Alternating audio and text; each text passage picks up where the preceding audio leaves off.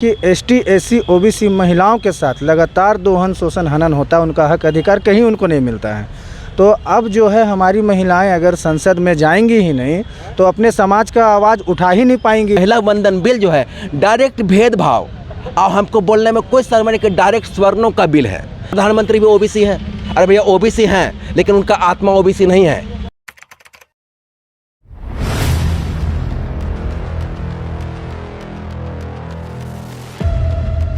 नारी शक्ति वंदन विधेयक लोकसभा और राज्यसभा से पारित हो चुका है, लेकिन ओबीसी को जो है इसमें कहीं भी आरक्षण नहीं दिया गया। इसको लेकर के ओबीसी मंच के जो है कुछ लोग इसका विरोध कर रहे थे और आज राजभवन के पास नारी शक्ति विधेयक का जो प्रतीक है उसको जला रहे थे। हम यहाँ पर आए जो कार्यकर्ता है ओबीसी मंच के, हम उन्हीं से बातचीत करते हैं कि इस तरीके से आप लोग लगातार जो है ओबीसी आरक्षण का मांग तो चल ही रहा था, लेकिन जो महिला आरक्षण का जो बात आया इसमें भी ओबीसी आरक्षण में महिलाओं को भागीदारी नहीं दी गई। तो इसको लेकर के आप लोग क्या विरोध कर रहे हैं, किस तरीके का? इसको लेकर हमारा विरोध ये है कि अभी जो बिल आया है नारी शक्ति वंदन बिल अधिनियम, ये जो बिल आया है सीधी ओबीसी समाज के साथ छलने का काम किया गया। कैसे? क्योंकि अभी जो बिल आया है इसको पूरा कोटा इसका जनरल कर दिया गया है। तो शुरू से ही इतिहास गवाह है कि एसटी, एससी, ओबीसी महिलाओं के साथ लगातार दोहन शोषण हनन होता है, उनका हक अधिकार कहीं उनको नहीं मिलता है। तो अब जो है हमारी महिलाएं अगर संसद में जाएंगी ही नहीं तो अपने समाज का आवाज़ उठा ही नहीं पाएंगी। जो दबी कुचली है वो वहीं सीमित रह जाएंगी, जिससे उनका हक अधिकार कभी मिलेगा ही नहीं।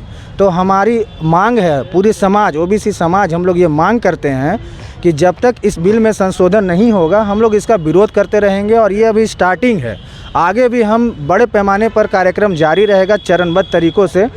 क्योंकि जब अगर ओबीसी महिलाओं को ताक पर रख दिया जा रहा है और हमारे माननीय यशस्वी प्रधानमंत्री जी भी कहते हैं कि हम ओबीसी हैं, तो कम से कम मैं उनसे भी आग्रह करता हूं कि ओबीसी महिलाओं को ध्यान में रखते हुए आप इस बिल में कम से कम जनसंख्या के अनुपात में जातिगत जनगणना कराइए, जिससे पता चल जाएगा कि अभी करेंट में कितना है। क्योंकि अभी एक रिपोर्ट आया था उसमें आप देखे होंगे कि भारत का जनसंख्या पूरा दुनिया में चीन को भी पछाड़ते हुए आगे चल गया, नंबर 1 पे है।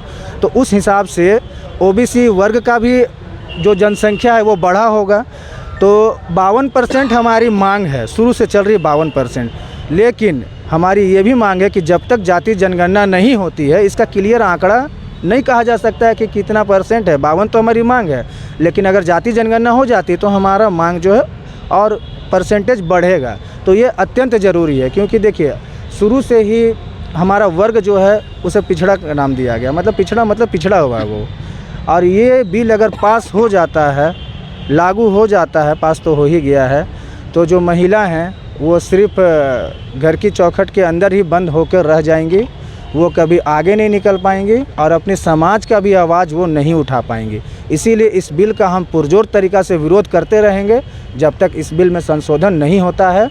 ओबीसी समाज को आरक्षण जनसंख्या अनुपात में नहीं मिलता है और जातिगत जनगणना कराना अत्यंत आवश्यक है, तभी कुछ कहा जा सकता है कि कितना आप आरक्षण दे रहे हो, कितना इनको मिलना चाहिए। जी बिल्कुल। आपका नाम क्या है भैया? मेरा नाम विष्णु कुमार। अच्छा विष्णु जी, जब 2004 में यूपीए की सरकार केंद्र में थी तब भी इस कानून को लाया गया था, इस विधेयक को लाया गया था। तब समाजवादी पार्टी का है या विपक्ष दल के इसका विरोध कर रहे थे, लेकिन आज जो विपक्ष में यूपीए की सरकार है और या फिर जितने भी समाजवादी पार्टी है, इस ओबीसी आरक्षण का उस टाइम विरोध हो रहा था और इस बार यही ओबीसी आरक्षण नहीं होने के बावजूद भी इसका समर्थन मिल रहा है। तो क्या लगता है कि एक तरह से प्रोपेगेंडा है या फिर क्या है?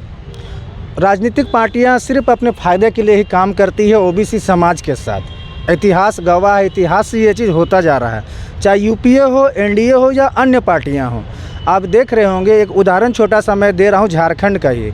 एकीकृत बिहार में झारखंड में बिहार में 27% आरक्षण था ओबीसी समुदाय को, लेकिन जब बिहार से झारखंड अलग हुआ तो यहाँ पर एनडीए की सरकार थी, तो आरक्षण 27% को घटाकर कर दिया 14%।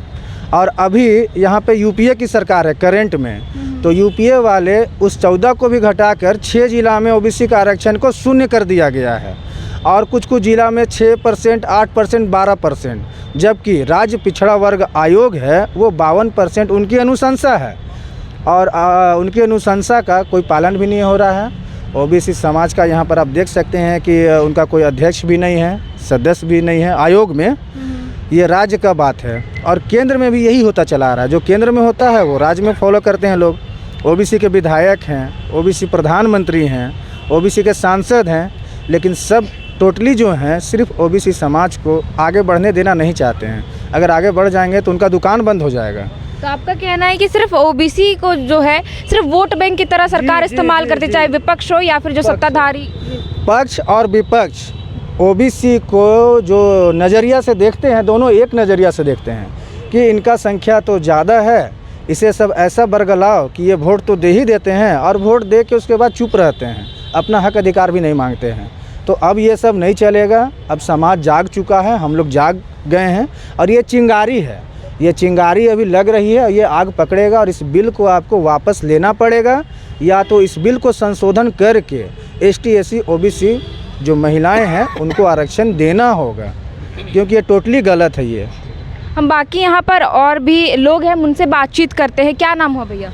मेरा नाम एडवोकेट प्रवीण कुमार है। प्रवीण जी, आप लोग यहाँ पर नारी शक्ति वंदन का जो प्रतीक है आप लोग उसको जलाने के लिए आए थे। आप लोग की संख्या है वो बहुत कम है, तो क्या लगता है कि इसका असर देखने को मिलेगा? जो विरोध आप लोग कर रहे हैं ओबीसी आरक्षण जो नहीं दिया गया है। आपने बहुत अच्छा क्वेश्चन पूछा है। ठीक है, सबसे पहले यही बात को सोचने की ज़रूरत है कि हमारे जो महिलाएं हैं OBC ST SC, यदि देखा है तो लोग हायर एजुकेशन कितना है, यदि मैं आंकड़ा बता दूं तो इनका हायर एजुकेशन का सबसे रेट बिलो है, जनसंख्या में ज़्यादा दिख रहे हैं। तो होता है कि इस बिल में क्या खूबी क्या खामी है इनको सही से पता नहीं है, लेकिन कुछ तो बुद्धिजीवी है ना, उसमें भी तो कुछ बुद्धिजीवी है ना, तो वो उस चीज़ को बता रहे हैं, जान रहे हैं और इस चीज़ को पहले एक चिंगारी की तरफ फैला रहे हैं और सच होता है।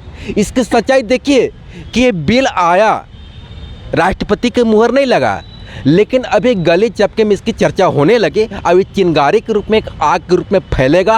अब ये कभी मत जाइए कि संख्या आपका नहीं है, ये संख्या नहीं, लेकिन क्या होता है कि इनको मानसिक रूप से जो सदियों से जो गुलामी के लोग जकड़ा गया है, इस मानसिक गुलामी के प्रतीक है। लेकिन नहीं, इसी मानसिक गुलामी में कुछ ज्योति जग चुकी है। हम हैं, आप हैं, आप भी एक महिला हैं, तो आप भी तो उसे देख रहे हैं। मैं आपका नहीं जानता हूँ क्या, लेकिन इस बिल में बताइए जब तक आप कैटेगरी नहीं कीजिएगा कोई व्यक्ति MLA MP लड़ सकता है?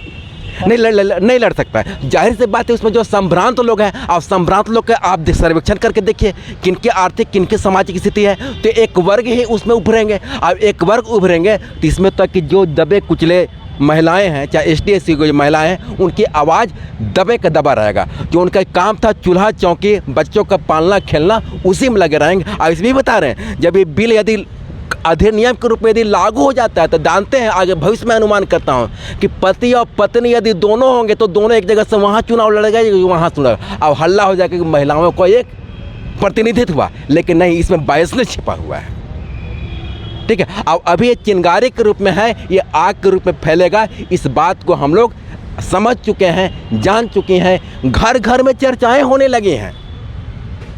लेकिन ये संभव नहीं है कि हर व्यक्ति को, हर महिलाओं को रोड तक लेगा, लेकिन घर घर में चर्चाएं होने लगी हैं। ST SC OBC महिलाएं घर घर में चर्चाएं होने लगी कि आपके साथ भेदभाव हो रहा है। अच्छा, ये सिर्फ अगर हम महिला आरक्षण का बात ना करके अगर देखें तो ओबीसी आरक्षण की जो मांग है वो लगातार चली ही आ रही है, और इसको लेकर के एक मंडल आयोग का भी गठन किया गया। बावजूद जो है ना तो आरक्षण मिल पाया, और इस बार जो महिला आरक्षण की बात आई तो उसमें भी महिलाओं को आरक्षण नहीं मिला है। आपका क्वेश्चन बहुत जायज़ है और मैं सटीक तरह से जवाब देता। इसके पीछे कारण क्या है? देखिए, मंडल कमीशन जो आया था, सबसे पहले तो मंडल कमीशन जो OBC एक कोई शब्द नहीं था, लेकिन मंडल आयोग ने OBC वर्ड लाया। इसमें OBC का कॉन्सेप्ट यही था कि जो व्यक्ति सामाजिक, आर्थिक, राजनीतिक रूप से जो वर्ग पीछे है उसको अदर बैकवर्ड क्लासेस के रूप में कैटेगराइज किया जाए। तो अब उसी बीच में उस समय किया गया था कि उस समय हमारे यहाँ 52%, कहीं कहीं हर राज्य में अलग, लेकिन एवरेज 52% लोग दबे कुचले पिछड़े हुए लोग थे, इसके आर्थिक, सामाजिक, राजनीतिक की स्थिति अच्छी नहीं थी। तब उनने के बाद जब आया लो तो बीच बीच में चाहे UPA की सरकार हो या NDA की सरकार हो, चाहे राज्य स्तर में जो भी आए, तो केवल अपना ही लोग वोट बैंक लिए। अब वोट बैंक लेने बाहर से बात है, कोई MLA MP बन जाएगा तो उनका तो आर्थिक, सामाजिक, पारिवारिक स्थिति भाई आसमान पर चला जाएगा, लेकिन ज़मीनी हकीकत पर उन लोग काम नहीं करना चाहते हैं। अब यही नतीजा है कि यहाँ तक देखिए राज्य है ना, यहाँ OBC जो धुरवा में सेक्टर 2 में जो बना हुआ है, यहाँ देखिए किसी की सरकार में भी कोई चेयरमैन नहीं है। तो चेयरमैन तो हमारा तो तो कॉन्स्टिट्यूशन में तो लिख दिया गया है कि ओबीसी एक आयोग बनाया जाएगा, लेकिन चेयरमैन इसलिए नहीं इसको गठन किया गया है क्योंकि सरकार की जिम्मेदारी है, इसलिए कि चेयरमैन होगा तो इसका लोग आवाज़ उठे, लोग जागेंगे, लोग जानकारी होंगे, ये केवल है। तो आपका कहना है कि सरकार की मंशा ही नहीं है कि वो मंशा ही नहीं है, मंशा ही नहीं है। यदि उसी में से कोई एसटी एससी वर्ग लोग यदि कोई उठ के चला जाता है तो उसको लोग एक मार्केटिंग एजेंडा बनाता है। मार्केटिंग एजेंडा का तात्पर्य है कि यदि कोई गलत सामान है और उसको अच्छे दाम में बेचना है और रिस्पेक्ट के साथ बेचना है तो कहा कि जिसको खूब अच्छा उसको पैकेजिंग कर दीजिए कि एक ओबीसी का चमकता हुआ संभ्रांत लोग है, आर्थिक सामाजिक, और उसे हाँ ओबीसी तो सब जगह हुआ है, ठीक है, सब ओबीसी आर्थिक, लेकिन नहीं, ठीक है, कहते हैं कि दुनिया यदि चांद पर पहुंच गए, ठीक है, पर वास्तविक हकीकत देखना है तो आइए जमी पर। अच्छा, आगे की आप लोगों की रणनीति क्या होगी कि मतलब आप लोग कह रहे हैं कि इसमें संशोधन करना चाहिए, अगर संशोधन नहीं होता है तो ओबीसी समाज आगे क्या रणनीति तैयार करेगा? ओबीसी समाज सबसे पहले तो हर ओबीसी समाज जग चुकी है, भले आपको भीड़ नजर नहीं आ रहा है रोड में, इसके पीछे लॉजिक बताए, क्योंकि हम मतलब भीड़ क्यों नजर नहीं आ रही, एकजुटता क्यों नहीं दिख रही है? एकजुट देखिए, मानसिक रूप से सब जुड़े हुए हैं लेकिन फिजिकल रूप से जो उसकी आर्थिक स्थिति अच्छी नहीं है। आज कोई महिला जो वहाँ पर है जिसको खाने के लिए चूका चुनो कैसे रांची आ जाएगा? हम रांची में एडवोकेट हैं ये या टीचर हैं तब तो हम लोग यहाँ पर रह रहे हैं, लेकिन इस चीज़ को जान चुके हैं, चूँकि हर घर में तो बच्चे तो पढ़ रहे हैं ना, एसटी एससी ओबीसी हर घर में बच्चे तो पढ़ रहे हैं, उसके किताब कहानी में तो पढ़ा जा रहा है ना, तो कैसे मानसिक रूप से सब लोग एक हैं, फिजिकल रूप से एक नहीं, इसके उपाय किया जा रहा है। अब आगे देखिएगा ये महिला वंदन बिल जो है डायरेक्ट भेदभाव और हमको बोलने में कोई शर्म नहीं कि डायरेक्ट स्वर्णों का बिल है, स्वर्ण महिलाओं के उत्थान का बिल है, ठीक है। अब इस बिल को वास्तविक में रद्द करने दिया जाएगा, बोला था कि बहुमत है, रद्द किया जाएगा या तो संशोधन किया जाएगा, ये दो में से नहीं किया गया तो गांव से गली तक तहकाम मचेगा, समझ गए। और इसमें आप भी महिला हैं, मैं आपका कैटेगरी नहीं जानता हूँ, लेकिन फिर भी क्या आपको लगता है कि जायज़ है? ये जायज़ नहीं है ना, तो यही देखिए, यही मेरा एक आर्ग्यूमेंट है, यही मैं आर्ग्यूमेंट कर रहा हूँ, ठीक ना। अभी आर्ग्यूमेंट है, ये सार्थक होगा, ये कहीं से युक्ति संगत नहीं है। अभी किसी मीडिया बंधु बोला था कि प्रधानमंत्री भी ओबीसी हैं, अरे भैया ओबीसी हैं लेकिन उनका आत्मा ओबीसी नहीं है।